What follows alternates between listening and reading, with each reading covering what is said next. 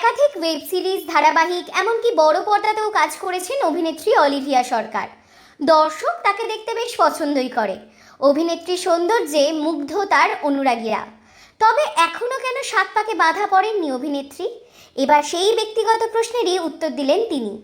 জি বাংলায় আসতে চলেছে নতুন ধারাবাহিক মালাবদল, আর সেখানেই এক গুরুত্বপূর্ণ চরিত্রে রয়েছেন অলিভিয়া। সেই ধারাবাহিকের প্রচারেই নিজের ব্যক্তিগত জীবনের ব্যাপারে বললেন তিনি জানান, সে একটু ফিল্মি মানুষ। হিরোর মতো করে তার জীবনে এখনো কেউ আসেনি, তাই মালাবদলটাও এখনো হয়নি। কেমন পাত্র চান অলিভিয়া? অভিনেত্রী জানান, ভীষণ রোম্যান্টিক হতে হবে, কারণ সে নিজেও ভীষণ রোম্যান্টিক। আর অন্যায়ের বিরুদ্ধে রুখে দাঁড়াতে হবে। হিরোর মধ্যে একটু শিরদাঁড়া না থাকলে কি করে চলবে? আর একটু স্ট্রংও হতে হবে। ঘটক যদি সম্বন্ধ নিয়ে আসে, এমন কথাই অভিনেত্রী জানান। ঘটক নাকি প্রচুর চেষ্টা করেছে, কিন্তু যাদের খুঁজে এনেছে তাদের মধ্যে হিরোকে এখনো খুঁজে পাননি অভিনেত্রী। নতুন যে ধারাবাহিক আসছে, সেই ধারাবাহিকের প্রসঙ্গে অভিনেত্রীকে প্রশ্ন করা হয় যদি তার জন্য ঘটক দিদি সম্বন্ধ খুঁজে আনে।